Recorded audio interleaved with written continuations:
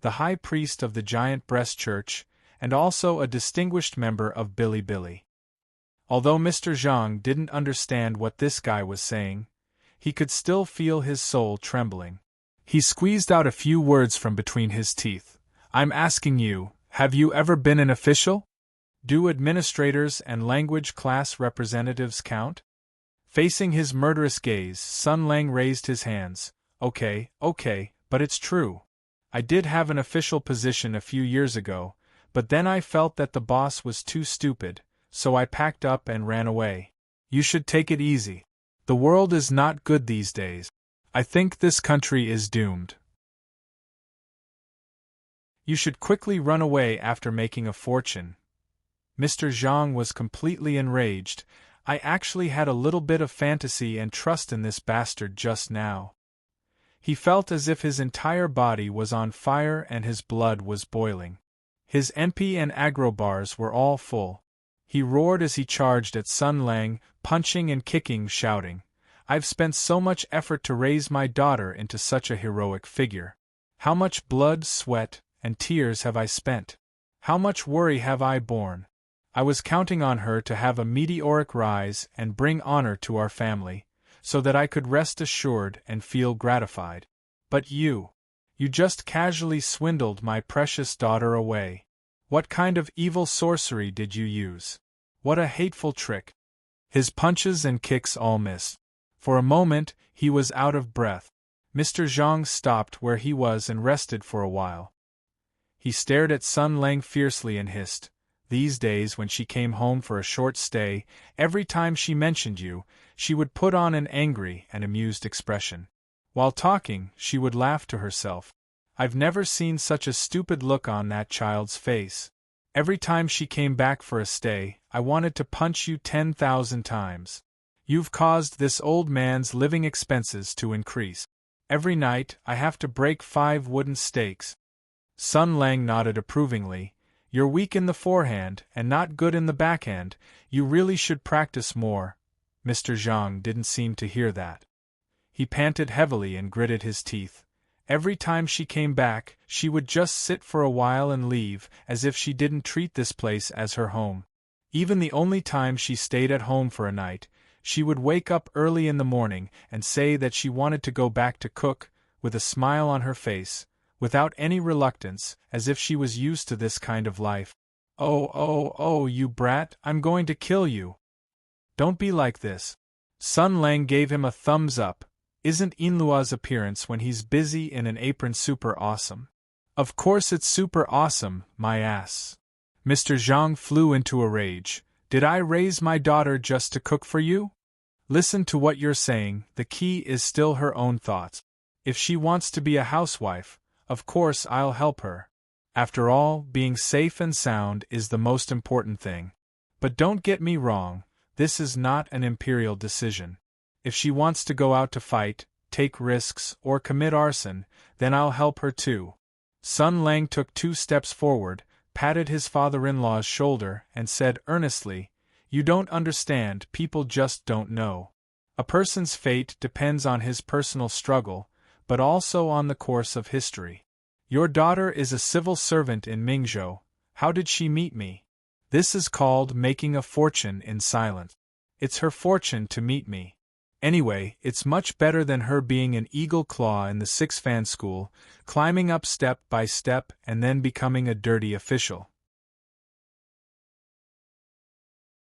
I've seen all the generals and pillars in the imperial court now. I've talked and laughed with them. Mr. Zhang was so angry that he was trembling all over. He pointed at Sun Lang and said, You little thing, what else can you do except lie and boast? Believe it or not. Sun Lang shrugged helplessly. Anyway, I'm not here to quarrel with you. Come on, let's go inside and talk. I have nothing to talk about with you.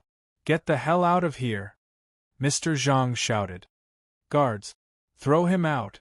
Sun Lang smiled gloomily. Father-in-law, the wind is too strong. Don't hurt your tongue. You may not believe it, but even if your whole family were stacked together, they wouldn't be enough to beat me. Mr. Taishan was startled by his sneer, and couldn't help but take 2 steps back. He dared to punch and kick Sun Lang before because he thought that no matter how shameless this guy was, he wouldn't use violence against him, since he had kidnapped his daughter. Unexpectedly, he seemed to be even more shameless than he imagined. Thinking of this, he was a bit scared. It was okay to be beaten up, since this little bastard wouldn't dare to hit him too hard. But, if he called for help, he, as the head of the Zhang family, was beaten to the ground by a little bastard in public. This was really a great humiliation. Mr. Zhang took 2 steps back and said in a threatening manner, "You don't do anything stupid. If Yinluo knows about it, do you think she will let you go?" Sun Lang sighed softly, and his face showed sadness. He looked up at the sky and said lightly, "Yinluo, after I came back, I wanted to give you a surprise secretly. I wanted to visit your family in person and get your family's approval and blessings. But I didn't expect that your father despised my humble family background and insulted me in every possible way. He said that I didn't deserve you and asked me to leave you immediately. Otherwise, he had 1,000 ways to make it impossible for me to stay in Mingzhou. Although I was very angry, he was your father after all, so I swallowed my anger and tolerated everything, trying to move him with sincerity. Unfortunately, he treated me like dirt and didn't like me at all. He even insulted me in public and asked your guards to drive me out." His calm tone hid resentment and sadness, the resentment of being looked down upon and the sadness of being insulted. His acting skills were so amazing, and his feelings were so sincere. Anyone who heard it would be sad, and anyone who saw it would cry. Mr. Zhang opened his eyes wide. As a simple and old-fashioned patriarch, he had never seen such a shameless guy. This bastard dared to play the blame game. What was even more infuriating was that Yinluo seemed to like it very much. Maybe he realized that he was in a disadvantageous position, or maybe he wanted to numb Sun Lang, or maybe he had vented most of his anger. Mr. Zhang sighed deeply and said, "Forget it. I wanted to see what kind of character the man who charmed my daughter was. If he was a smooth talker with no ability, I would smash his head with one punch. But now, alas, although you are a bit lazy, you have the ability. Why don't you make a big career out of it? When the time comes, you can also let Yinluo marry you grandly." Sun Lang was stunned for a moment, and then a touched expression appeared on his face. He pressed his hand to his chest and said emotionally, "Tai Shan, I won't hide it from you. I, Sun Lang, have been through hundreds of battles and seen many things. Now I just want to eat a bowl of steaming hot rice." Mr. Zhang also pressed his chest. He felt that his heart was a bit painful. Mount Tai pointed at Sun Lang tremblingly and said, Do you want to piss me off to death? I just feel that talking with my father-in-law like this is really a waste of time." Sun Lang said sincerely, "I'm sorry, it's the first time I meet my father-in-law, so I'm a bit nervous. You're tired, please forgive me. With this experience, when I meet other fathers-in-law in the future, it will be much better." Mr. Zhang finally realized, "You're totally looking for trouble, aren't you?" "What are you talking about?" Sun Lang laughed happily. "Am I so bored? I'm here today for 2 purposes. First, I'm here to show you who's boss, and let you know your weak position in the relationship between your father-in-law and your son-in-law." Mount Tai, who was in an absolutely weak position, began to roll his eyes. "Then, I have a small matter to consult my father-in-law." These words were like a shot of stimulant, which made Mr. Zhang's eyes brighten. "Good boy. You actually want to ask me for help. You dare to ask me for help?" The little old man immediately jumped up, full of energy, and shouted arrogantly, "You're dreaming! I'll never tell you anything." Sun Lang sighed, "So it's like this, forget it. I also want to ask what your child's name is." This sentence was like a clap of thunder, which made Mr. Zhang stunned. He said sternly, "What child? You've done something improper?" Sun Lang saw his father-in-law's breathing speed up, as if his blood pressure was soaring.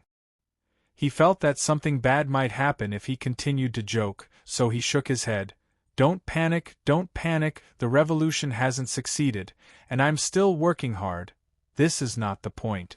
In fact, I want to ask about Inluo, a very important thing. Speaking of this, his expression became very serious. Mr. Zhang felt the atmosphere, so he put away his angry expression and asked seriously, "What's the matter?" Sun Lang organized his words and asked tentatively, "That, father-in-law, is Inluo your biological son?" "Get out." "Oh, don't be rough, this is not the place to talk. Let's go inside and talk. Don't make trouble, You little bastard. I've seen through it. You want to anger this old man to death, so that you can seize Inluo as a matter of course, right or wrong. I won't let your plot succeed. Let go of me. Don't pull me. Let go of me.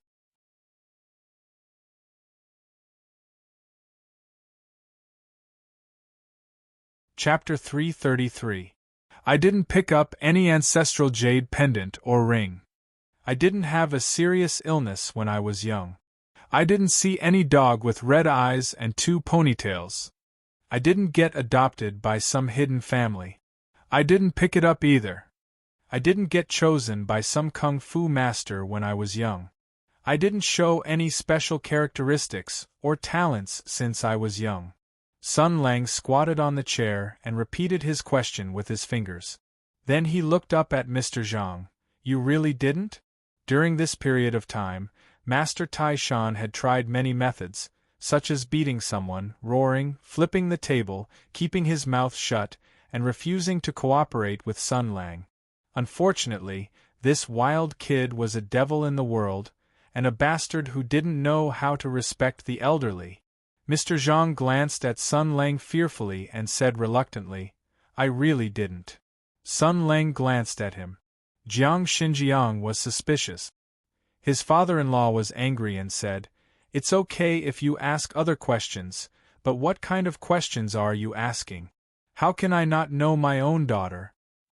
Humph, I knew I couldn't count on you.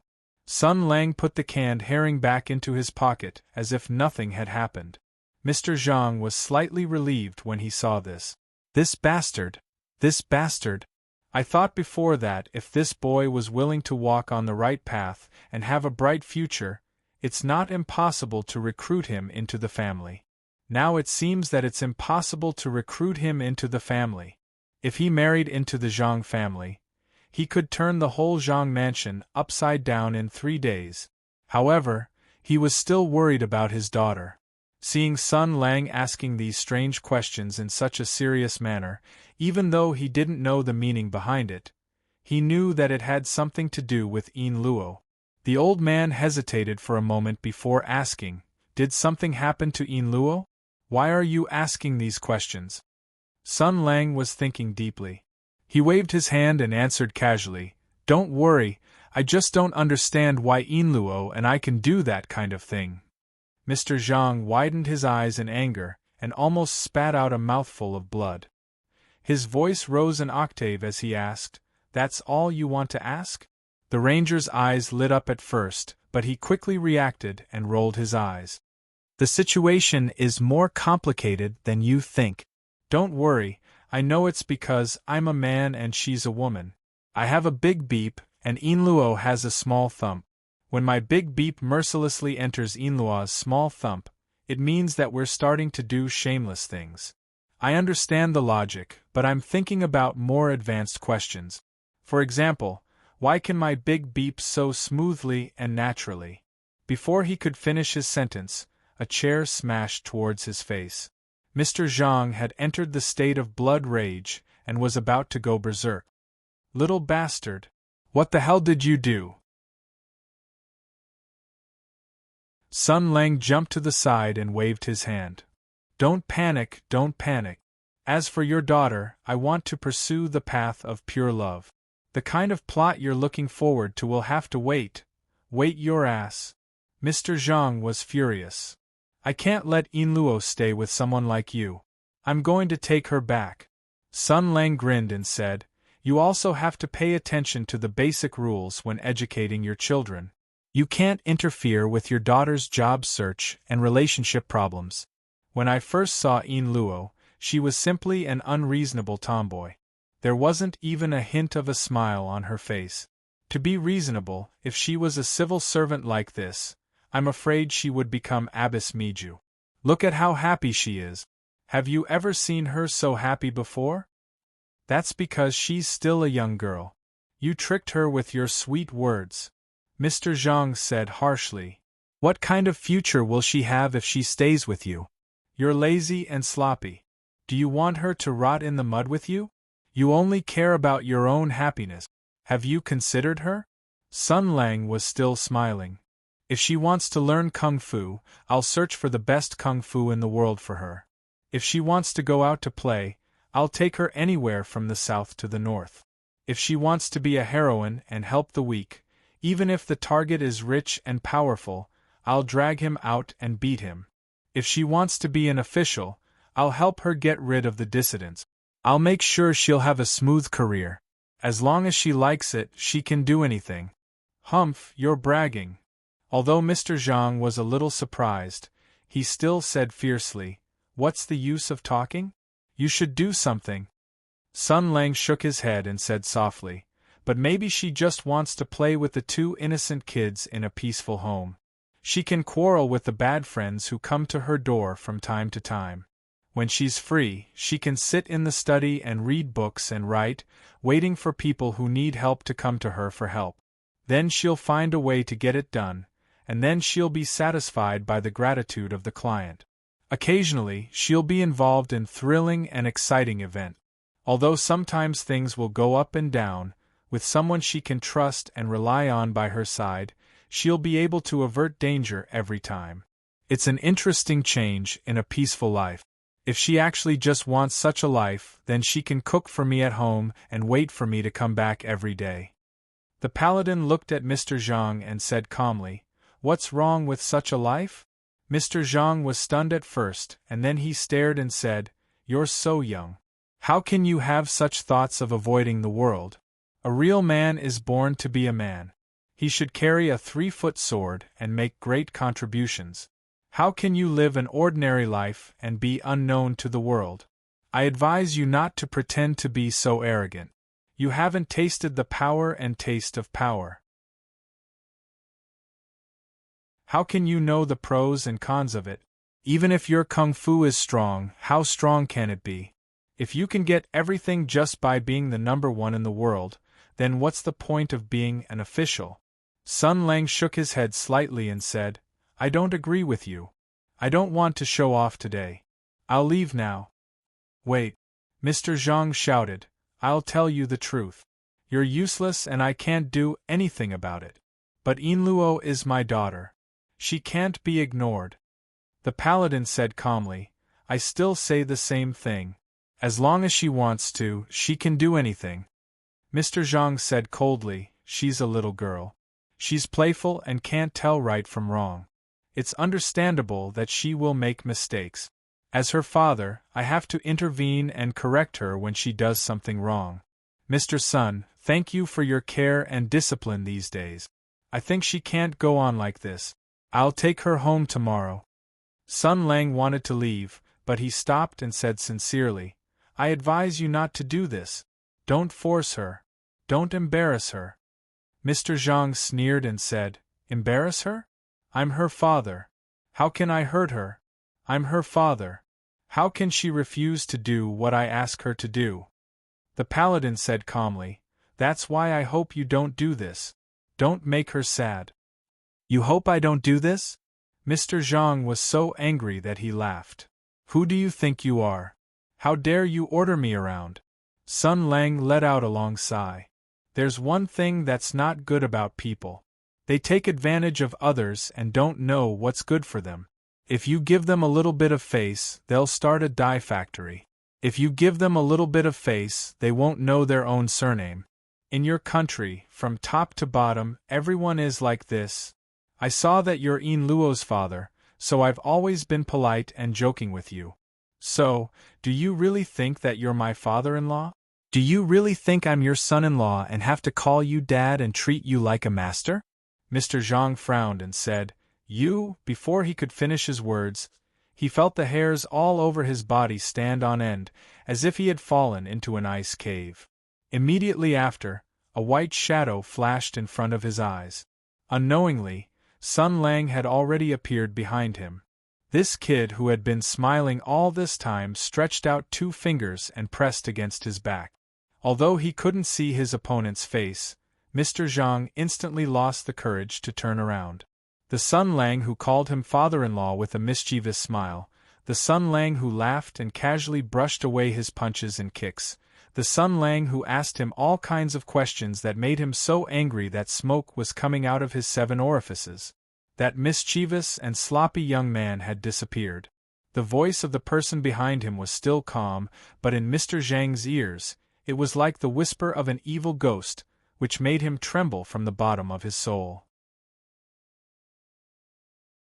The murderous intent and evil spirit, which could make people crazy, burst out like a flood, crazily overflowing from behind him like a tsunami. He said calmly, "You just told me that you were going to take Yinluo away from my house, instead of coming to my house quietly and launching a surprise attack to make things worse and force Yinluo to make a choice.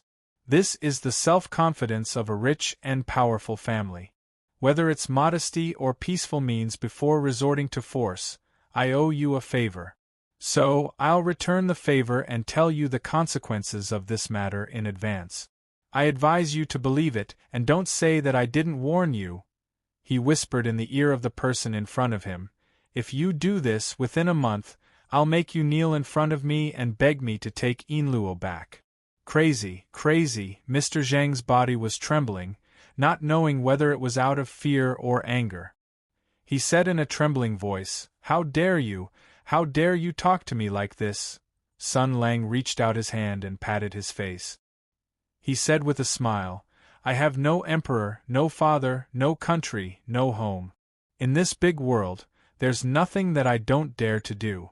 If you think that your Zhang family has so many talents that you can't kill, so many properties that you can't burn, and your family background is so deep, you have so many friends, and you have so many connections in politics, business, and the army that you won't be cut off by any threats or temptations, then come and try.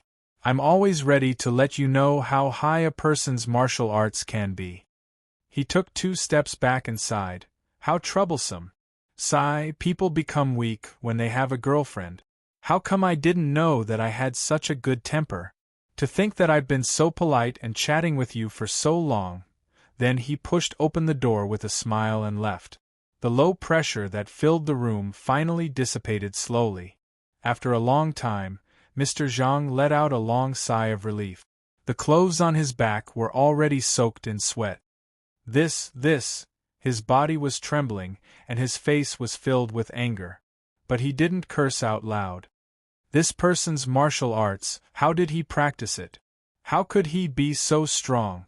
Why did he take a fancy to Yinluo at this moment? Sun Lang, who was forced to act tough, had gained a lot of hatred and prestige from his future father-in-law. After he flipped over the wall, his calm demeanor was immediately broken.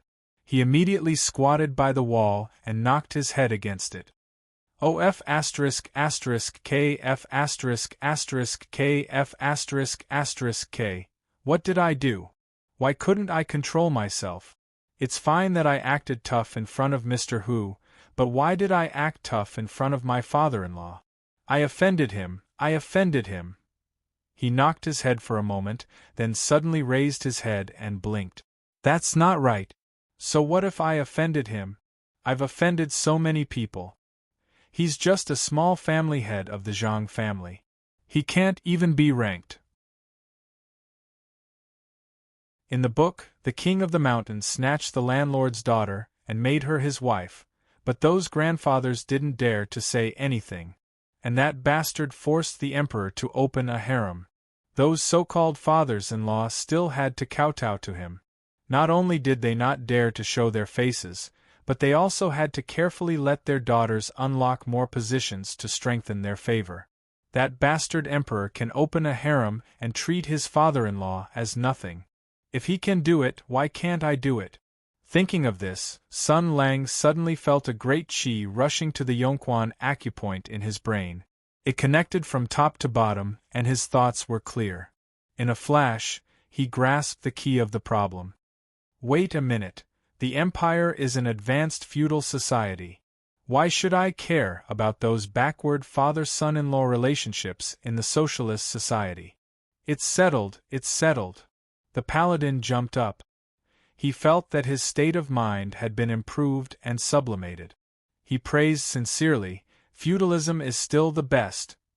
He felt very happy and felt that he had done something very meaningful today.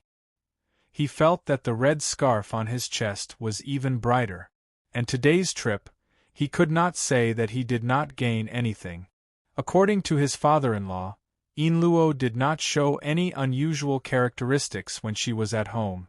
Then, if there were some postnatal changes in her body, it could only be when she was studying in the spiritual vulture palace and when she was studying in the divine power of flames. A power on par with the 7 luminaries. Although the spiritual vulture palace had a deep foundation, it was still not enough to find a power of such a scale. Even if there was, it would definitely not fall into the hands of a young disciple like Yinluo. As for the divine power of flames, he seemed to have thought of something. For a moment, his face changed slightly, and then he shook his head. This possibility was even more exaggerated. Forget it, forget it. If there was a chance in the future, he would just investigate it directly. He suddenly remembered Mr. Zhang's previous roar and Yinluo's carefree smile. You should be happy right now. With a righteous heart, I could not be changed by the cruel and distorted reality. I could follow my own beliefs without any grievances or compromises. I could grow up in an upright manner, do what I liked, and live freely. These were all things that I had once longed for, but would forever miss out on. Since they are things that I yearn for but can't ask for, then they must be very good things for you. I'll give them to you. So, you must be happy. Sun Lang walked aimlessly like this. Suddenly, he heard a familiar voice. What's wrong with you? The ranger suddenly woke up and looked up. He saw Yinluo looking at him in surprise. When he looked up again, he realized that he had unknowingly walked all the way back to the immortal fishing house. Forget it, it's fine. He looked at the girl with a puzzled face and smiled. Yinluo, next time we go out, let's go together. Zhang Yinluo blinked. Although she did not understand what this guy was thinking, for some reason, she smiled knowingly. Okay.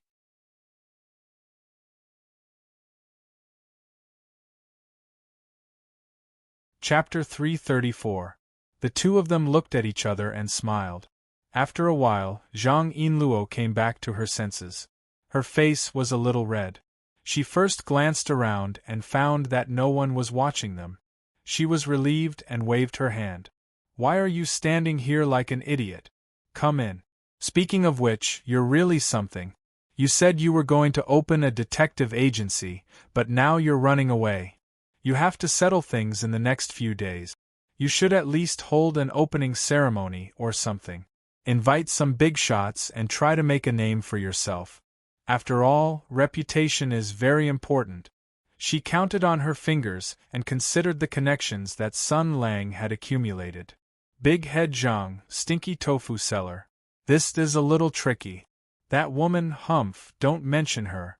She'll only quarrel with me if she comes. Taoist Bai Shui is recuperating and has a bad mouth. Don't think about it. In the end, the only one who's definitely reliable and willing to help you is President Hu. Sun Lang looked up to the sky and laughed.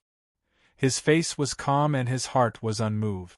Old Hu, I just acted cool in front of him. Yinluo thought about it and seemed to think that the president of Mingzhou's Ranger Association was, after all, a private army. She hesitated and blushed. She glanced at Sun Lang and said hesitantly, Why don't I invite my father over? You're very good at martial arts. After all, you're capable. As long as you act honest and decent, he might. Sun Lang's expression became gentler. Your father, I just acted cool in front of him and almost beat him up. Then he thought, oh, that's not right. Inluo still needs to go home to visit her family. If her father doesn't know what's good for him, he might say some nonsense and make the news report wrong. Then wouldn't I be in a passive position? No, I have to strike first and gain the upper hand. Anyway, I'll complain first. His father has a bad temper, and he might even have a daughter complex. The children of elite wealthy families have a lot of bad habit. They look polite, but they are actually arrogant to the bone and look down on me. If I wasn't so good at fighting, I'm afraid I would have sunk into the Daming Lake with a cement block wrapped around me. Inluo must be very clear about this. Therefore, I could make use of this point to play the blame game and let Inluo believe that it was his father who started it. Actually, this is also the truth. I originally politely came to ask some questions, but he blew his beard and glared at me. He even said so many vulgar words to me.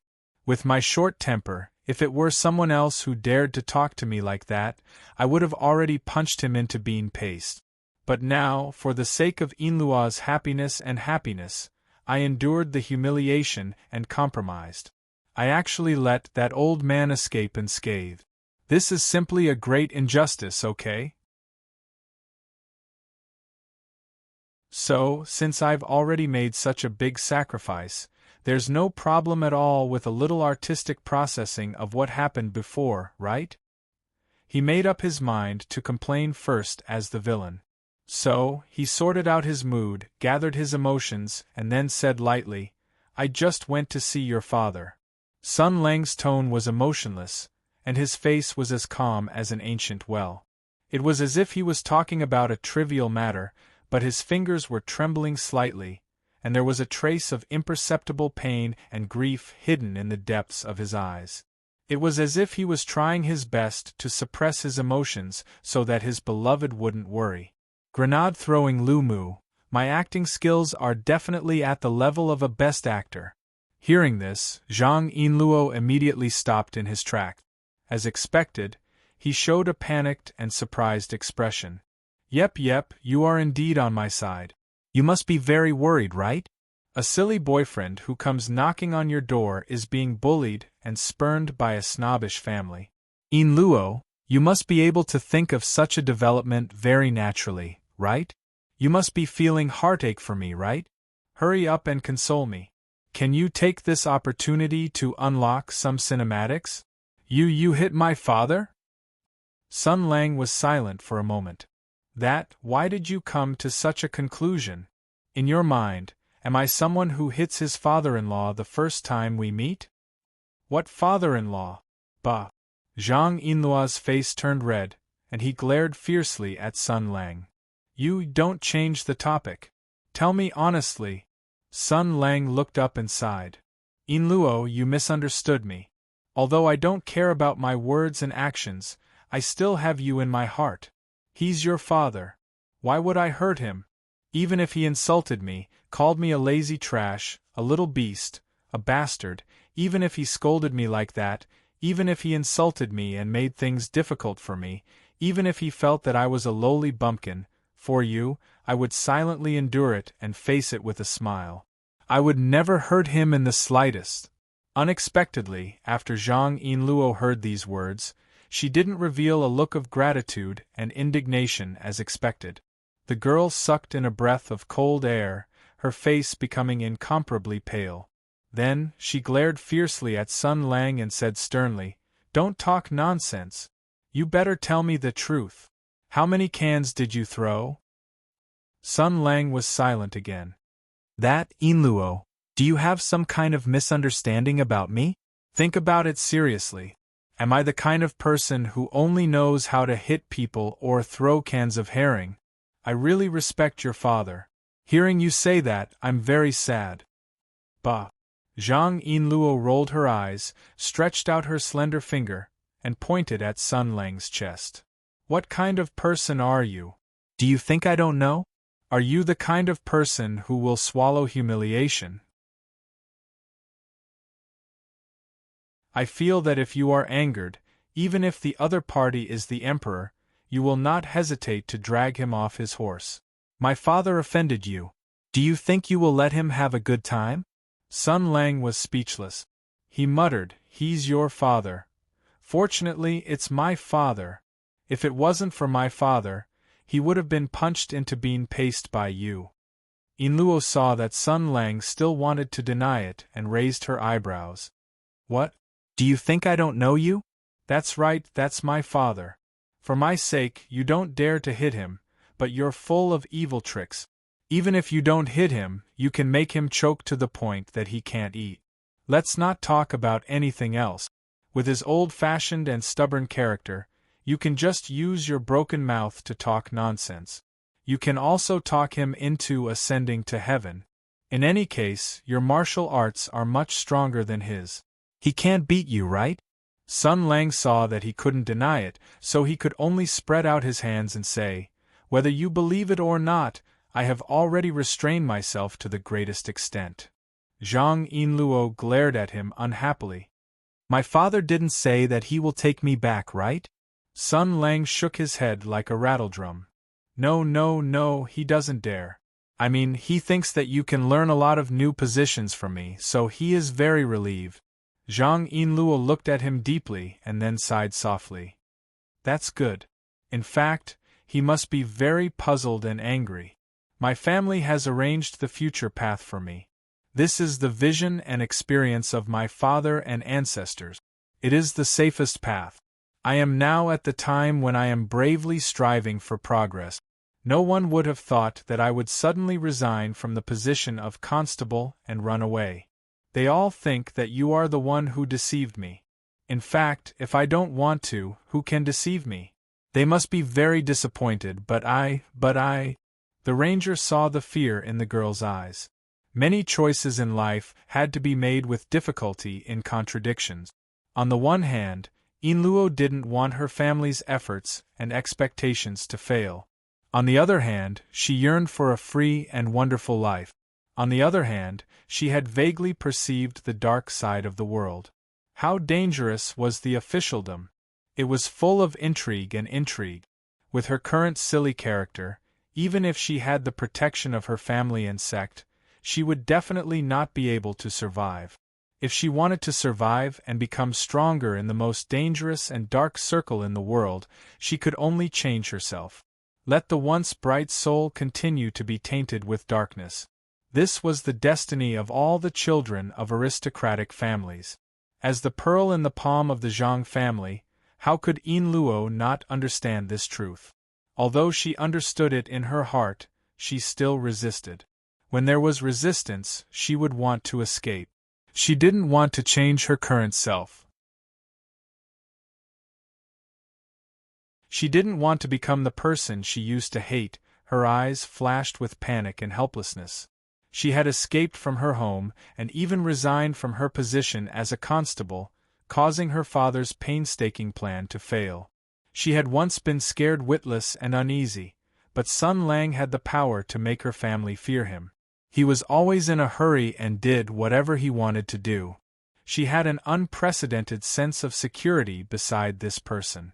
Every choice she made didn't require her to bear any responsibility, and it wouldn't lead to any bad consequences, because he would take care of everything for you and bear everything for you, whether this was escaping or cowardice. At least this kind of life was actually very happy, right? Sun Lang pondered for a moment and said faintly, I used to know a person. He was a child of an aristocratic family. He was very smart, very observant, and lived a very clear life. He was a very sensible person. He's a qualified son of an aristocratic family. He's always courteous, but he's always cruel and merciless.